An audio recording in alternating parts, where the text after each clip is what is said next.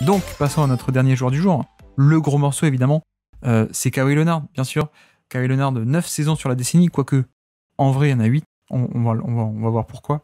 19 points de moyenne sur la décennie, ce qui n'est pas énorme, comparé à son pic, finalement. 31 minutes de jeu en moyenne également. En total, on est sur 16 000 minutes. C'est le 81e plus gros de la décennie. Ce qui n'est pas tant que ça, encore une fois, un 81e. 524 matchs. Niveau récompense, le titre en 2014 et en 2019. Pas forcément dans le même rôle. 3 fois All-Star sur cette décennie. 4 fois All-NBA sur cette décennie. Donc 2 fois en première équipe, 2016-2017. Et 2 fois en deuxième équipe, 2019 et 2020. 2 fois aussi défenseur de l'année, 15 et 16. 6 fois All-Defense, 3 fois en première, 15, 16, 17. 3 fois en deuxième, 14, 19 et 20. Enfin bref, le palmarès assez impressionnant. D'ailleurs, un des plus gros de la décennie, peut-être, en termes de palmarès. NBADraft.net, au niveau des comparaisons à l'époque, pour eux, c'était un mix entre Luc Mbah-a-Moute et Gerald Wallace.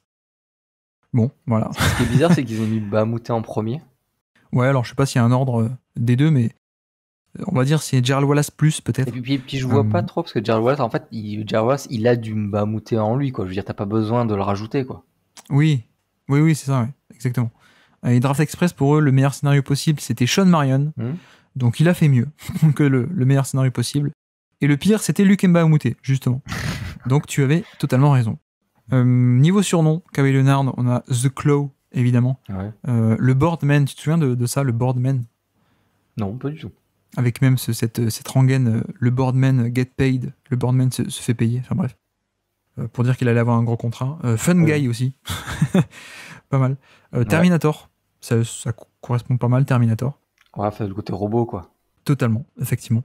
Merci pour ce décryptage qui ne te sera pas facturé. Son parcours rapidement, draft 2011, je l'ai dit. 15e pick de la draft 2011, donc un peu une surprise. Pas drafté si haut que ça, évidemment. Et tu te souviens, il est échangé contre George Hill le soir de la draft. Et je précise, comme à chaque fois, ce n'est pas Indiana qui a sélectionné Kawhi Leonard, c'est San Antonio qui a fait l'échange et qui a dit « Vous nous sélectionnez Kawhi Leonard ». Voilà. Ça a été bien documenté. C'est pas Indiana qui a sélectionné Kawhi Leonard pour ensuite l'échanger. Non, c'est un trade et une consigne de la part de San Antonio. Bref. Je crois même que San Antonio avait Kawhi Leonard descendre à la draft. On a dit « Mais qu'est-ce qui se passe ? Mais on va le prendre ». Et que là, ils ont appelé Indiana pour l'avoir, quoi. Mais de toute façon, en général, quand il y a des trades au moment de la draft, dites-vous toujours que l'équipe où va le joueur, c'est l'équipe où va le joueur qui l'a choisi. En général, c'est pas je pique un joueur et je l'envoie quelque part, non. Bref, parenthèse refermée, donc il commence sa carrière NBA saison 2012, il est rookie, il fait déjà 24 minutes par match pour un rookie, et d'ailleurs il devient titulaire au cours de cette année-là, et même il fait les playoffs titulaires. Ça s'arrêtera en finale de conférence cette année-là contre OKC. San Antonio OKC finale de conférence 2012. 2013, il est installé titulaire et vrai titulaire à plus de 30 minutes par match cette année-là. 12 points de moyenne quand même, on est encore sur le Kawhi Leonard role player.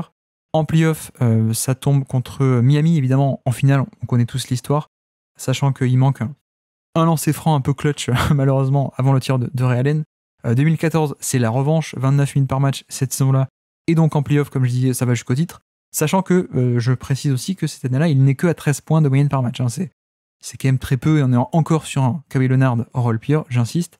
Il y a quand même un premier step-up offensif en 2015, justement. Il monte à 16 points par match, et même dans le jeu, si tu t'en souviens, il a plus de responsabilités, il crée un peu plus. Malheureusement, en playoff, il n'y aura pas de back-to-back, qui sont éliminés par les Clippers au premier tour. Série dantesque, digne de finale de conférence ou de finale tout court, mais au premier tour. 2016, encore un step-up offensif de plus, 21 points par match, 33 minutes par match, dans un San Antonio qui est un niveau tout simplement historique. On se souvient beaucoup de Golden State cette année-là, mais San Antonio fait aussi un truc assez incroyable en 2016, et c'est lui le leader offensif de ça, donc déjà en 2016. 2017, encore mieux, il est candidat au MVP totalement légitime. Pour moi, je le mettais dans mon top 2, mais c'est pas le problème. 26 points par match, vraiment saison extraordinaire. En playoff, ça s'arrête contre Golden State, malheureusement, avec la blessure de Zaza Pachulia qui le blesse à la cheville en playoff, malheureusement. 2018, c'est l'année bizarre où il joue pas. Tu t'en souviens sans doute. Il fait que 9 matchs cette année-là. Il se soigne un peu de sa blessure à la cheville, justement, mais il commence un peu à y avoir des histoires hors terrain, ou en tout cas avec le front office de San Antonio, ça se passe pas très bien, au point même que, oui, du coup, il est échangé à Toronto durant l'été 2018 contre DeMar DeRozan. Et donc, 2019, sa seule année à Toronto, évidemment, 26 points par match, star. Là, ça y est, c'est une vraie star depuis quelques années. 34 minutes par match, évidemment, titulaire, le titre au bout en 2019. Et puis, il s'en va pour une dernière année sur notre décennie aux Clippers avec Paul George. Et donc, 2020, aux Clippers, 27 points de moyenne. Et en playoff, malheureusement, ça s'arrête dans la bulle au deuxième tour contre Denver. Malheureusement, un upset pour les Clippers. Donc voilà pour la carrière de Kawhi Leonard, que je pense tout le monde connaît très bien. Là encore, j'ai un peu envie de dire plusieurs carrières dans la même carrière. Je sais pas si tu me rejoindras. J'ai un peu l'impression que parfois on fait le raccourci de ça a été une star très tôt, mais finalement il a fait une première moitié en tant que role player de luxe et ensuite une deuxième moitié où là il y a effectivement eu un step-up. Oui, complètement. Il y a 2 carrières et c'est un peu comme Butler qui à un moment donné prend les rênes de l'équipe de force un peu. Alors, un peu aidé par le déclin des uns et des autres autour de lui, mais concrètement, oui, il devient le franchise player de lui-même et ça se voit dans sa façon d'être utilisé, quoi, où il était vraiment dans un côté très secondaire, super efficace, mais très, on lui fait la balle quand on veut qu'il tire et le reste il touche pas et sinon c'est de la défense. Vas-y, vas-y Marc. Et effectivement passer d'un role player presque ultime qu'il était avant à un franchise player, un vrai quoi, un top 7, top 5, top 10 NBA. Là on parlait de Joe Johnson qui était un franchise player mais qui moi me laisse un peu sur ma faim. Kawhi Leonard, dès qu'il devient franchise player, c'est vraiment un des meilleurs franchise players de la... Oui, il boxe pas dans la même catégorie, quoi. Non, clairement, et c'est bien... Même, je pense même qu'il y a des franchise players intermédiaires encore entre les deux, quoi. Pour dire que Leonard, il est vraiment dans le sommet. D'ailleurs, il a plusieurs saisons de type MVP, enfin, plus ou moins depuis qu'il prend les rênes à San Antonio. Et si on enlève la saison de blessure, il fait des saisons de MVP ou un cran en dessous, quoi. Ouais. Donc, effectivement, c'est un joueur majeur de la ligue sur ces 5-6 dernières années, même sur ce 10 ans quasiment. Parce que même en tant que role player, en fait, que Leonard, il est même au-dessus, quoi. Il est déjà dans cette caste de role player super, super au-dessus. Donc, t'as 2 carrières différentes, mais 2 carrières élites, en fait, j'ai envie de te dire. Oui, totalement. Ouais. Et c'est vrai qu'en plus, ça se découpe assez bien, parce que 2012, 13, 14, 15, on va dire 4 saisons défense d'élite. Et ensuite, on a 2016 à 2020, 4 saisons aussi de Go-To-Guy. J'enlève la 2018 où il joue pas, évidemment. Mais de Go-To-Guy, comme tu dis, de très haut niveau. Et la difficulté aussi, peut-être, la petite difficulté, c'est qu'il y a 2 questions différentes chez Kawhi Leonard. C'est la question de son pic et la question de sa valeur cumulée. Et je pense qu'aujourd'hui, on fait la valeur cumulée, donc je pense qu'on va plutôt privilégier ça. Et donc, son pic a été meilleur, on va dire, que sa valeur sur les 10 ans, en tout, sur la somme de sa valeur. Ce qui est le concept du pic. Oui, c'est vrai. Mais si tu veux, t'as des joueurs, je sais pas, des Kevin Durant ou des LeBron James, le pic, il dure 10 ans, quoi, presque, oui, j'exagère. Oui. Mais lui, c'est vrai que je pense que si on faisait un classement des meilleurs pics en carrière, il devrait être très haut. Là, je veux pas dire qu'il va être bas, bien sûr, mais il faut quand même prendre en compte le fait qu'il y a 2 carrières. Et alors, quand même, pour aller chronologiquement, d'abord la défense, peut-être, puisque c'est ce qui a fait sa force au tout début. Je pense qu'on a déjà un peu parlé, je crois que c'était avec Antoine sur le Basket Lab, quand on a parlé de Marcus Smart ou à d'autres occasions, mais Kawhi Leonard, c'est peut-être ce qui se rapproche le plus sur cette décennie-là, en termes de valeur, c'est ce qui se rapproche le plus de l'impact d'un intérieur, finalement, et d'un protecteur de panier. C'est quelque chose d'assez extrêmement rare à trouver chez des extérieurs, d'avoir ce genre d'impact et d'influence. Moi, je suis pas trop sûr que Smart l'est tout le temps. Kawhi avait ce côté transcendant qui en termes d'impact mesuré, en fait, c'était équivalent à certains intérieurs rim protecteurs. Alors peut-être pas des Rudy Gobert dans son pic ou des Dwight Howard, mais voilà, on avait ce truc d'une défense qui n'était pas juste un wing stopper, qui était vraiment de extrêmement haut niveau, quoi, finalement. Oui, complètement, qui forçait la défense, l'attaque adverse, pardon, à faire des plans ou à changer ses plans, à réfléchir. À chaque joueur, à quand il devait faire soit être face au joueur lui-même parce que très fort 1 contre 1, mais aussi quand il était pas sur le porteur de balle, fallait toujours l'avoir à l'esprit parce qu'il pouvait soit avaler le joueur de contre 1, soit surgir pour aller intercepter une balle ou faire une rotation très forte ou alors peut-être pas contrer, c'est peut-être pas autant ça, mais Si, pas mal. Il avait pas mal de rim protection aussi, ouais, pour un ailier. ouais, peut-être, mais dans tous les cas, il y avait tout, enfin, il fallait toujours faire attention à lui tout le temps, et même en faisant attention, c'était trop tôt de le contourner, et du coup, il fallait être un super passeur, un super driver, un super shooter pour pouvoir pas trop être impacté par lui. Il fallait surjouer, fallait vraiment, si vous voulez faire une passe, fallait que ce soit la meilleure passe de votre vie, presque à chaque fois. C'est un peu tourné au fur et à mesure qu'il a pris de responsabilité offensive. Ouais. Mais effectivement, ce premier Kawhi Leonard là, bah ouais, c'est une claque défensive, quoi. Ouais, il est assez monstrueux. Et, il y a ce côté, bon, bah, tout le monde le connaît, le côté défenseur sur l'homme face à LeBron a été très mis en avant avec les finales et tout ça. Donc, ça, on le connaît, mais il y a aussi la valeur sans ballon qui était assez impressionnante, justement, de toutes les rotations, les aides, la protection de panier, le rebond aussi, évidemment. Oui. Il était ultra élite. Et puis, tout simplement, le côté playmaker défensif avec des instincts de fou et surtout des attributs physiques de fou également, quoi. Donc, quand tu croises les deux, ça fait un rendement assez incroyable parce que non seulement tu avais l'intellect et l'instinct, mais en plus avec des bras interminables, des mains énormissimes. Il y a cette séquence fabuleuse où tu sais, il intercepte 3 ou 4 fois de suite Ben McLemore. À chaque fois, il y a une remise en jeu et à chaque fois, il intercepte, il va en contre-attaque. Enfin, c'était vraiment un impact de fou et je crois que Antoine disait que dans les chiffres, en fait, le seul truc comparable, c'était Scottie Pippen des années 90 où, pareil, Scottie Pippen n'était pas un intérieur, mais c'était un des seuls passages sur les, on va dire, 20 ou 30 dernières années où un extérieur avait un impact qui était similaire à certains protecteurs de panier, ce qui, encore une fois, est quelque chose d'assez extrêmement rare et de très dur, hein, depuis une position d'extérieur, d'influencer autant le jeu et autant d'avoir autant d'impact. Et c'est ce qu'avait fait, ce que faisait Scottie Pippen dans son prime, c'est ce que faisait Kawhi Leonard pendant quelques années sur cette décennie. Et d'ailleurs, bon, bah, je vais pas non plus le détailler, mais les stats un peu all-in-one, soit all-in-one, soit de on-off, recoupent un peu avec ça, hein, au niveau en termes de valeur cumulée. On est dans le top 10 de la décennie en termes de valeur défensive cumulée sur le Basketball Index. En termes de on-off défensive, ben là, justement, il a des on-off défensifs sur ces 4 années à San Antonio qui sont dignes d'un protecteur de panier, d'un très bon protecteur de panier même, donc assez intéressant. Après, comme tu dis, pour enchaîner avec la deuxième partie de carrière, il y a aussi ce truc où, en vieillissant, entre guillemets, on a un peu fait la transition où on a abandonné ce côté fou furieux. On a juste été sur quelqu'un, entre guillemets, de juste exceptionnel, peut-être. Le côté face au ballon s'est conservé.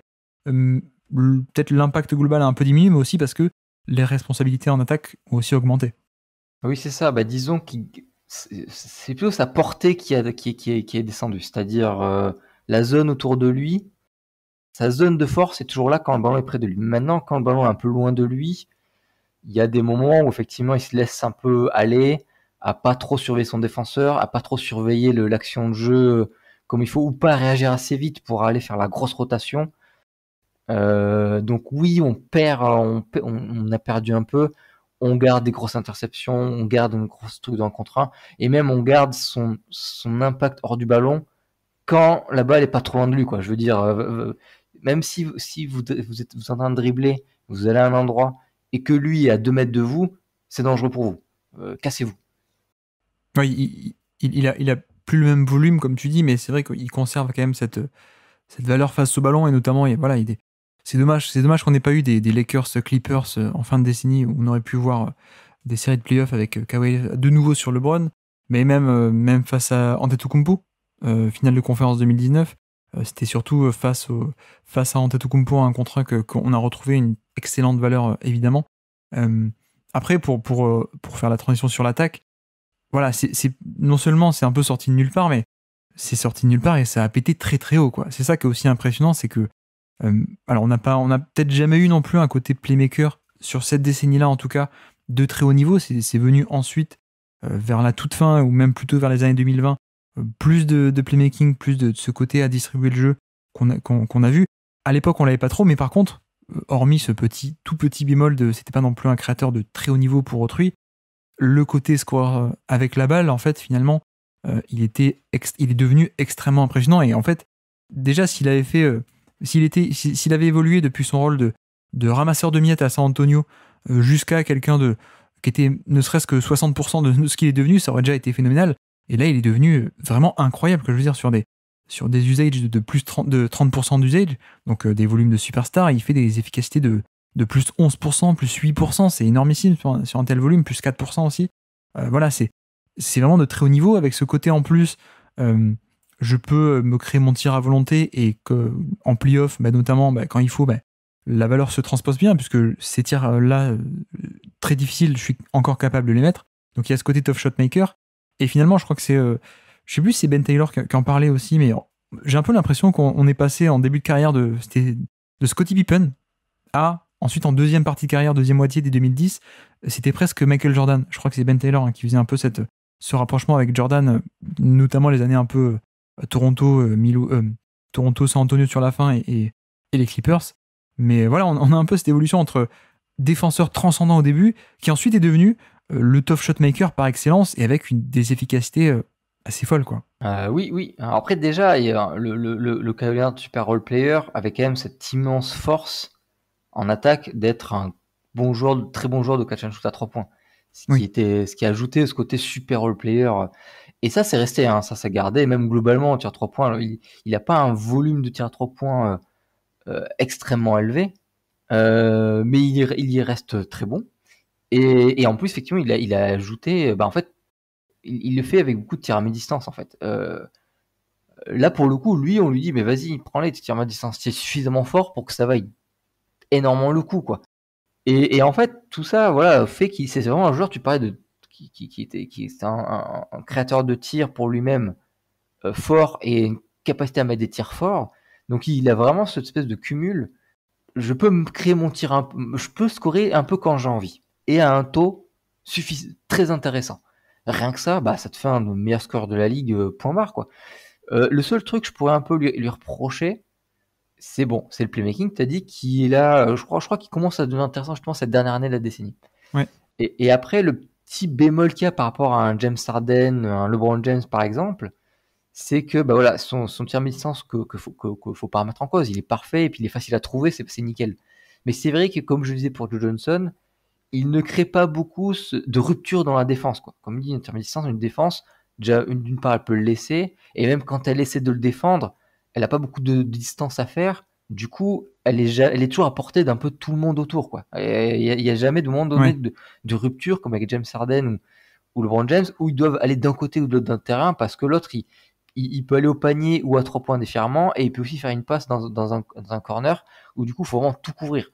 Là, avec Kawhi Leonard, c'est plus facile de tout couvrir. Et sachant même qu'il ne crée pas non plus des décalages de fou, peut-être, mais en plus, même quand il y a des petits décalages, il va être moins capable de les exploiter que d'autres, quoi, peut-être. C'est ça. Mais ça, vraiment, là, on chipote, parce qu'en vrai, on n'a pas besoin. C'est mieux d'avoir ce que j'ai dit, parce que ça crée une émulation offensive collective plus intéressante. Mais c'est déjà fou ce qu'on a avec son courir pour lui tout seul, quoi. Un tel volume. Mais après, je sais pas si on chipote. Je sais pas si on chipote, parce que il faut quand même le prendre en compte. Alors, ça s'est pas trop vu, heureusement, parce qu'il a toujours été dans des bons contextes, donc il n'est pas question de le pénaliser. Par contre, c'est vrai que on peut quand même en parler, puisqu'on essaie un peu de décrire son profil et qu'est-ce qu'il a été. Voilà, pour faire un peu un rappel à un podcast qu'on a fait récemment, les casseurs de défense contre les terrasseurs de défense, pour te faire un peu rapidement, c'est est-ce que tu es capable de créer des décalages, de casser la défense à répétition, ou est-ce que tu es surtout capable d'être un tough shot maker, en fait, et juste de battre ton propre défenseur, ou de prendre des tirs difficiles et de les mettre. Et c'est vrai que lui est quand même plutôt profil terrasseur, plutôt defense beater, plutôt tough shot maker, comme on dit. Et ce côté, du coup, dans le bon contexte, en fait, quand t'as un mec comme ça, il peut t'élever le niveau de l'équipe énormément, parce qu'il met ces tirs-là qu'il a besoin de mettre dans des situations tendues, et même sur la longueur, en quantité, en qualité, il va te les mettre. C'est génialissime. Après, c'est vrai que peut-être le petit bémol, c'est que il peut pas à lui seul faire la synergie de l'équipe. Il peut pas tout le temps avoir ce truc de casser tout le temps l'état de 1 contre 1 d'une défense, casser ça à chaque fois et perturber ça et créer des décalages encore et encore. Voilà, si ça vous intéresse, on vous renvoie vers ce podcast qu'on a fait récemment. Mais tout ça pour dire aussi que il a été dans des contextes à San Antonio qui était parfait pour ça, parce qu'il n'est pas plus parfait que le passing et l'expérience et le coaching de San Antonio à l'époque.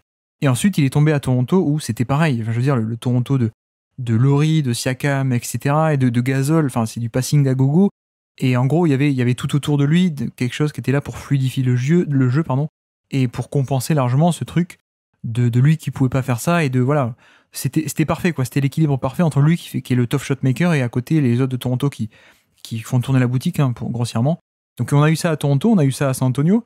Et c'est un peu l'histoire aussi des Clippers, c'est qu'il arrive dans un effectif qui est pas du tout ça, avec pas autant de passeurs, pas même autant de passeurs volontaires, ou des mecs qui jouent un peu plus pour eux ou quoi que ce soit. Il y a pas autant de liens et ça se casse la gueule. Et moi, je me souviens toujours de cette phrase je sais plus si c'est Zach Lowe ou quelqu'un qui rapporte un truc, un inside de Kawhi Leonard après l'élimination des Clippers, qui dit mais en fait Kawhi s'est rendu compte que les Clippers c'était pas les Spurs de Popovich et c'était pas les Raptors qui sont donc parmi les équipes les plus collectives, les plus cérébrales et intelligentes collectivement de cette décennie, quoi. Et donc c'est peut-être un léger bémol qu'on peut mettre, c'était que dans le bon contexte, il peut énormément élever l'équipe.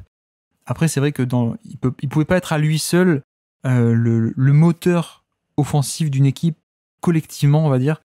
Je sais pas à quel point ça va le pénaliser ou pas au moment de calculer, de mesurer l'impact qu'il a eu, parce qu'heureusement, il a pas souvent été mis dans cette situation, quoi. Non, mais c'est vrai que quand on va devoir départager avec certains, mais vraiment top du top, ça va jouer, forcément. Après, pour Ouais. aller ajouter à son crédit, par contre, il a une vraie capacité à jouer avec, enfin, son jeu, tu peux le mettre à côté un peu de n'importe qui, quoi. Lui, il va pas bouger et il va être utile sans le ballon, il va être utile de loin grâce à son tir à 3 points, notamment en catch and shoot, qui est vraiment très bon. Donc, certes, t'as pas ce côté, c'est pas comme, c'est pas lui qui va être le moteur parfait, mais tu peux avoir un autre moteur avec lui, et lui, il est pas gêné par ça. Au contraire, il peut être alimenté par ce moteur-là. C'était Tout le à cas fait, à oui. Toronto, Oui. et même à San Antonio. Donc, t'as quand même, Et même San Antonio, le moteur, c'était aussi l'équipe autour, ouais, c'est ça. oui, c'est ça. Mais c'est bien, je veux dire, c'est une valeur. Je veux dire, il y a d'autres joueurs qui sont des forces scoreurs, qui ne sont pas des moteurs, qui sont pas comme tu as dit, des casseurs de défense, mais qui en plus sont pas terribles aussi quand ils ont pas le ballon dans les mains, quoi. Oui, tu peux même faire la réflexion inverse de dire James Harden, il peut être à lui seul le créateur de jeu collectif, mais en même temps, il n'est pas transposable dans d'autres contextes où il devrait être plus sobre ou s'insérer avec du jeu sans ballon ou quoi. Donc l'inverse c'est vrai aussi. Du coup, niveau classement, où est-ce qu'on en est? Moi, je l'avais là comme ça, mais on va en discuter. Je l'avais en 2, juste derrière Kevin Durant. Je pense que Durant reste un scoreur plus total que lui. Oui, oui, avec des efficacités largement meilleures même. Voilà.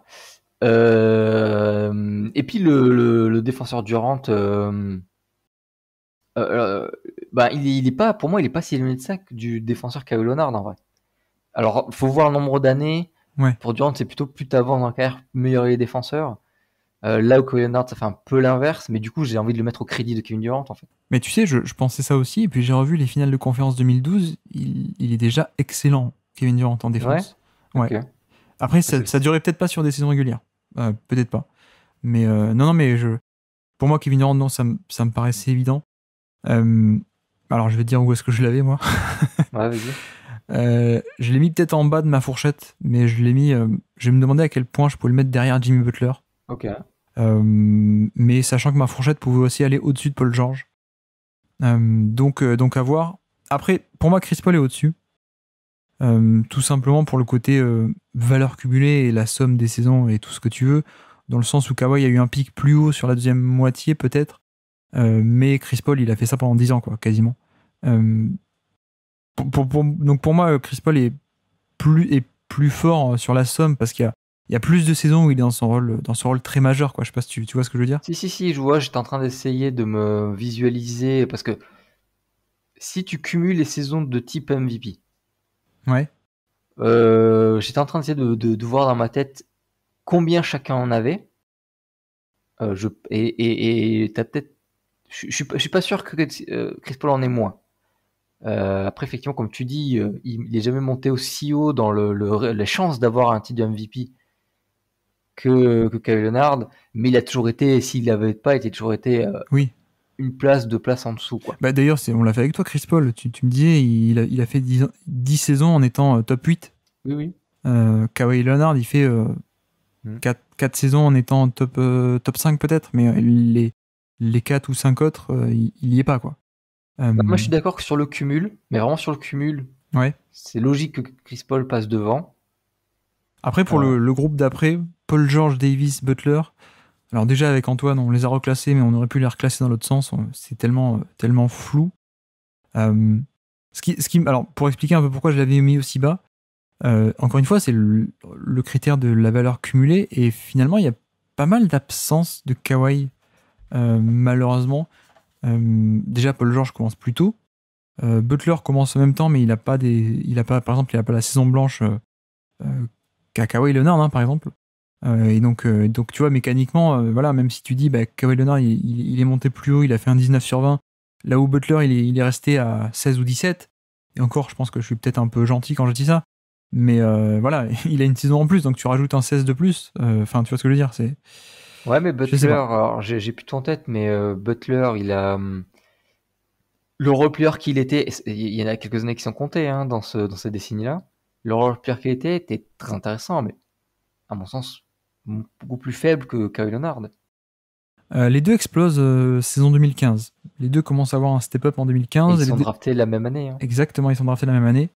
Mais après, effectivement, je pense que la deuxième moitié de Kawhi est plus impressionnante, mais bon, après, je sais pas, est-ce qu'on va batailler en disant est-ce que le tiebreaker, ça doit vraiment être le fait que Kawhi n'a pas joué en 2018? C'est vrai que c'est un peu, je sais pas. Le truc, c'est que si, enfin, ce que je trouve moi, tu me dis ce que t'en penses, mais par rapport à Paul George et Butler, si je dis pas de bêtises, en termes d'efficacité, Leonard est devant. En termes de défense, sur le cumul de ses carrières, Ouais, je le mettrais devant, je pense Paul aussi, George ouais. et Butler. Ouais.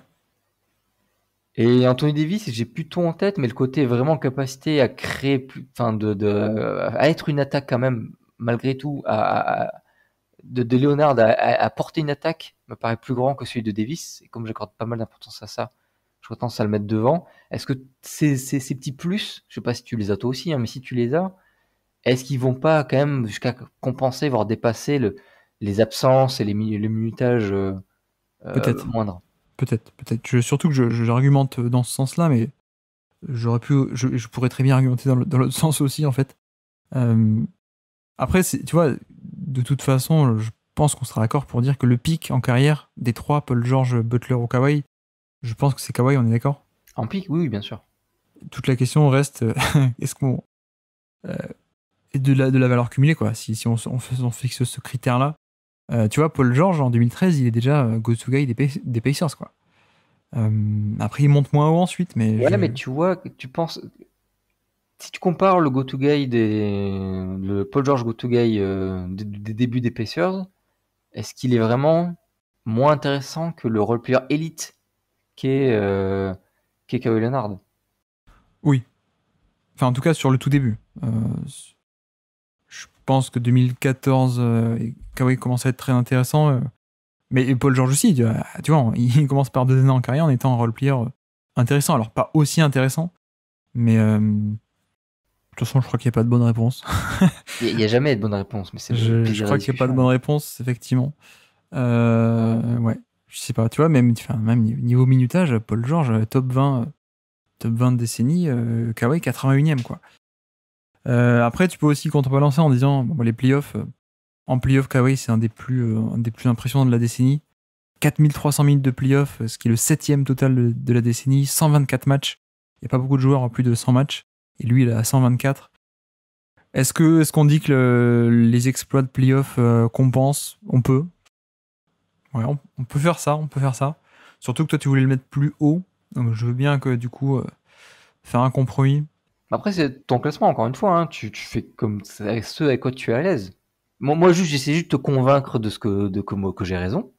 Mais si t'es pas convaincu, bah t'es pas convaincu. Allez, mettons-le entre Chris Paul et Paul George. Donc, on le met au-dessus du groupe de Paul George, Davis et Butler. De toute façon, ce sera Ricky Rubio qui sera juste derrière Kevin Durant. Alors, figure-toi que je voulais mettre Rajon Rondo, moi, devant Chris Paul. Rafa m'a pas Mais laissé. je l'ai pas écouté encore ce podcast. Je sais, mais Rafa m'a pas laissé. C'est un peu... Bref.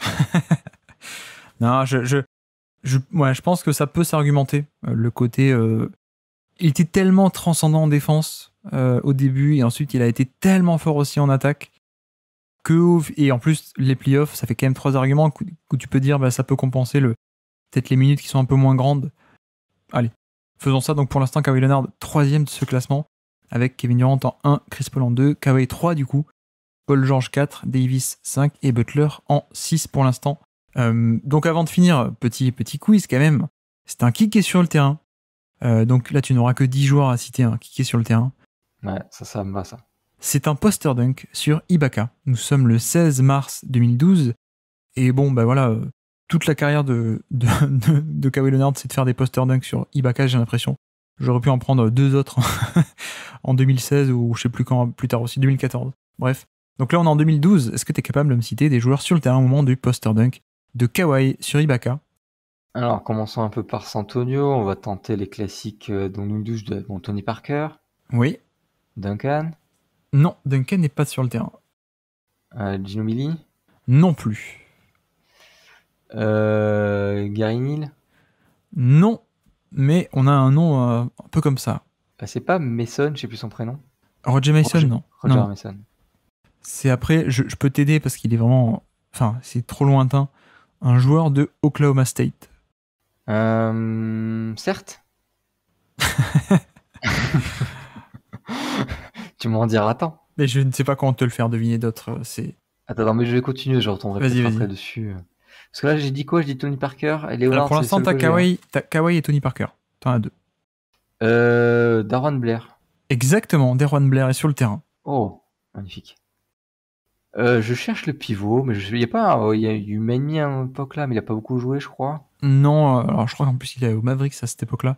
Déjà Mavericks. Non, là je crois que c'est Blair le pivot.